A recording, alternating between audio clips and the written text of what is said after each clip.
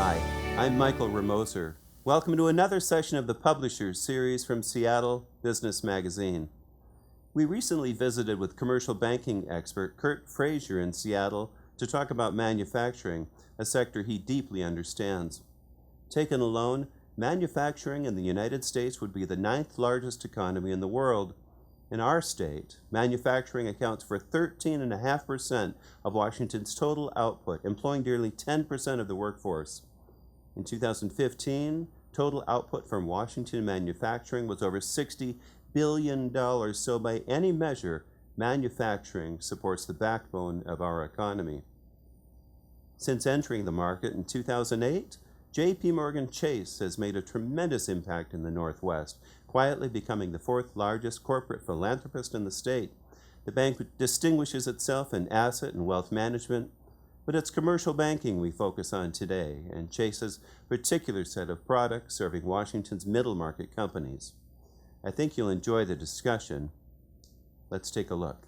We're joined in the studio today by Curt Fraser, Chase's market manager for the middle market commercial banking group. And welcome, Curt. I'm so glad to have you. Thank you. I remember a speech you gave a few years ago, and I think it was to a manufacturing audience that we had, where you talked about a manufacturing job you had as a young man. Would you tell us about that again? Oh, it was a great experience. I was a kid in college. I needed to buy a car, and so I took this great job working for a company that actually made licorice. And so my job for the summer was to fill in for all those folks that were on vacation or sick for the day. So I had to know all the jobs on the floor. So I learned a lot about the manufacturing process. You know, what I really learned most about is that the people there were, great people. For me, it was a summer job.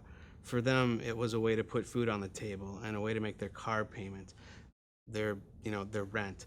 It was really, really important to them, and it was really, really important to their family. And so as a young person, highly impressionable at that age, it was a really, really good experience for me. Then compare that experience that you had as a young man in manufacturing, Curt, with what you're seeing today. Yeah, so manufacturing today is completely different.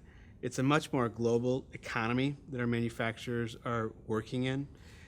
We have this survey that we do, the Chase Middle Market Business Outlook. The number one challenge that business leaders have is how are they going to increase revenue? And what we're seeing is a lot of our customers and a lot of the companies that we talk to throughout the country are actually looking overseas as a source of increased revenue. Our customers indicate to us that they're going to increase sales internationally in a significant way over the next 5 to 10 years. And so we know a lot of that's going to come from developing parts of the world, including Asia. So number one, it's incredibly global.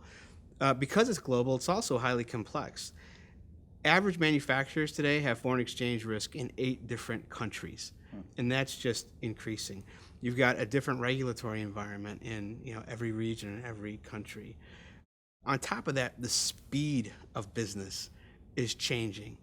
As an example, think about the consumer. So the consumer today is highly fickle. They want constant modifications to their products. They want better products, cheaper products.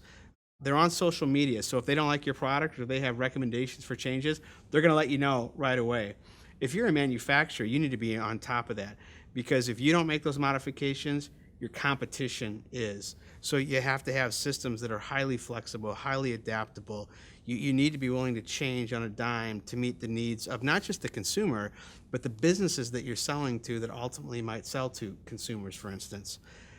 The other thing that we're seeing out of the consumer base is they want products that are highly tailored, highly customized to them. And so think about how difficult that is. When was the last time you bought golf clubs? Golf clubs. Well, it's been a while. I'm due. Past due. Okay. So nowadays, fewer and fewer people go into the store and say, "Hey, I'll take that set of clubs." They're going to analyze your swing, and they're going to look at what kind of club head do you need, what kind of shaft do you need, what kind of grip do you feel good about. And so it's a highly tailored experience. And then 10 days later, you're going to get your golf clubs. So take that same concept and apply it to all of advanced manufacturing and how they are trying to meet the needs of their customer, whether it's a business or the consumer. So it's really intricate. It's incredibly involved. And so what does all this mean for the manufacturer today? What it means is you better have a culture of innovation in your company. If you're not constantly thinking about how to do things less expensively, better, with different designs, different ways of different product features, etc. If you're not constantly doing that, you're not going to thrive in the new economy. So that means this culture of innovation is incredibly important. It's not just your research and development staff either.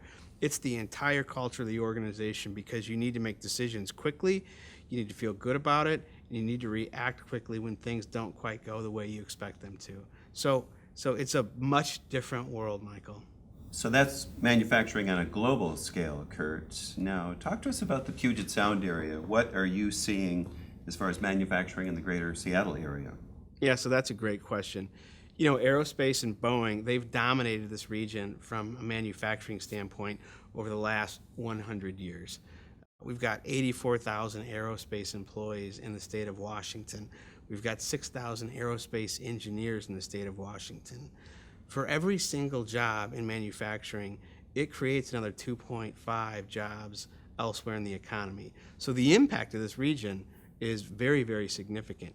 The cool thing is the byproduct of Boeing and the aerospace advanced manufacturing industry is that we now have advanced manufacturing in this region for other industries. We've created this really great base of advanced manufacturing. Now, think about Seattle. We have this culture of innovation. Think about what Nordstrom did for service and what Microsoft did for technology, Amazon and Costco as it related to the shopping experience, Zillow buying a home, and the list goes on and on. So we have this tremendous culture of innovation in Seattle. When you combine that and marry that with advanced manufacturing, it's incredibly powerful. And we're in a very unique position in this world to take advantage of highly engineered products that ultimately will be exported out to other parts of the world. So Michael, when you think about Seattle, one of the other things that's unique about Seattle is its strong cultural diversity. If you're a foreign company and you want to put an operation in the United States, it really benefits you to think about and consider putting something in Seattle. The cultural diversity here will allow you to quickly move into this region, and any employees you're bringing over from overseas to manage this operation, they're going to feel much more comfortable given the familiarity with whatever culture they're coming from. So I think that's a huge advantage for us. So there's a lot of opportunity there. Absolutely. So if you think about the cultural diversity that we have, you think about the culture of innovation, you think about geographically where we're at in this world as a gateway city to Asia, and you think about our advanced manufacturing base, when you put all those things together, it's an incredibly powerful combination for this region. And I think over time, if we do it right, we could really establish this region as one of the top regions in the world to meet the needs of a growing population, particularly in Asia. But we need to be very strategic and very intentional in our actions to ensure that we do that. So the opportunity is huge in my mind. The one issue that we're going to have to overcome is an issue that we have not just in this region, but throughout the country. And that issue is that we've got manufacturers that have job openings that they can't fill with the existing population. And so it's a real paradox, because at the same time, we have a lot of people that are unemployed and underemployed. And so this exists throughout the United States. It exists in Seattle. When we did our middle market business outlook survey, business owners told us that the second biggest concern they have is talent. It's filling that skills gap. Because if you don't have employees that can fill those jobs, you can't grow. So why is this a problem for us? It's a problem for us in this region because we're going to have a baby boomer generation that's going to be retiring. If we don't have people that are capable of filling those jobs that'll be, as those folks retire, those businesses are going to move elsewhere and find a labor force that will do that. As those businesses are growing and they need to take on more jobs, if they can't find employees to fill those jobs, they're going to go somewhere else to do it. The same thing with foreign direct investment. You know, if we're going to convince somebody to move their business here, they've got to feel like there's a workforce that's ready to meet the job requirements that they're going to need. And so it's incredibly important. I think the most important reason, when you really get to the heart of it and you peel back the onion, it's not about just creating this really wonderful, sustainable economy in this region. I think it's really about just creating jobs for people. We've got this community, this population that, you know, from an underutilization standpoint, you know, they're not optimizing all their abilities. You know, we've got this economy in Seattle and throughout the U.S., but it's more acute in Seattle, where the middle class is disappearing. And so in Seattle, we have this technology growth that we're really fortunate and thankful to have, and these are great, high-paying jobs. But then in the middle, there's not a whole lot. The living wage jobs are not growing in this region, and that's a real problem for us, because I don't think you can really have a community that is sustainable. I don't think you can have a community that feels really good about itself long-term when you have a portion of your population that can't participate in the economic growth that you're experiencing. So we've got to figure out, how can we eliminate that disappearing middle wage gap? How do we create jobs, living wage jobs for people? You know, the average wage in manufacturing in the U.S. is just short of $80,000 a year. That's a great job. And so one of the things that we've got to do is figure out, how can we get these jobs online, available for people, and get the population trained up so they can take advantage of the growth that we all expect over the next, 10, 20, 30, 40 years. There's a skills gap, really, Curt. Haven't I been reading, though, about a training initiative that you're involved in? Yeah, you have. So 2 years ago, we rolled out a program called New Skills at Work, and it's a $250 million initiative to essentially try to solve the skills gap. It's the largest ever privately funded initiative to work on the skills gap. So we rolled it out 2 years ago. It's been a big success. Just this year, we supplemented it with New Skills for Youth. It essentially addresses the same thing, but with youth. It addresses youth unemployment. So we've funded, or have committed to fund, $325 million to make these programs work. We think they're incredibly important. So that's what we're doing throughout the country. But there's some things that we're doing here in Seattle that I think are equally important. So you may have heard about the Global Cities Initiative. So the Seattle Global Cities Initiative is a project that we funded and got off the ground. We're really excited about it. It's a partnership between J.P. Morgan Chase, the Brookings Institution, local consultants from the Boston Consulting Group, and then the Seattle Metropolitan Chamber of Commerce and some local business leaders. So it's a great group of people. The intent is to create a strategy so we can look at the Seattle metropolitan region, create a plan, and proactively address how we can position ourselves for all the global opportunities we think we're going to have over the next 50 years. We've got a lot of great programs going on in this region, a lot of great strategists that are thinking about how to do it. The plan is, how do we bring all these folks together and create one unified plan that everybody can get together and get on board with and execute? So it's going incredibly well. As a matter of fact, we're going to rebrand it Challenge Seattle. Former Governor Christine Gregoire is going to lead the initiative, and we have CEOs from virtually every major corporation in this region that are both providing funding and are going to be actively engaged. So it's really exciting, and we're going to address some of these issues about creating a plan for this region to compete in this global economy. This sounds to me, Curt, like it has applications in a lot more than the manufacturing sector. This is for business leaders in general.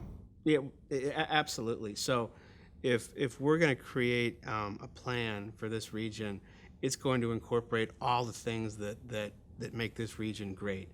And it's not just manufacturing. And so that's really exciting. What we're also going to do that will complement Challenge Seattle is create a team called the Seattle Regional Partnership. It's going to consist of local and state government leaders, local philanthropic CEOs, university representatives, representatives from private business. We're all getting together, and what we're going to do is we're going to try to solve this unique skills gap issue that we have right here in Seattle. There are lots of folks out there that have opportunities to advance where they're at in their career, whether they're kids that are just getting out of high school and they don't know exactly what to do, or somebody who has been displaced in their job, or somebody that just maybe is making minimum wage and they feel like it's time for them to want to do more.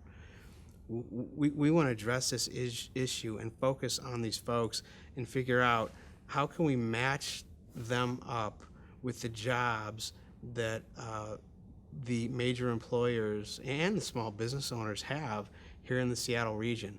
So it's got to be a partnership, and we got to come together.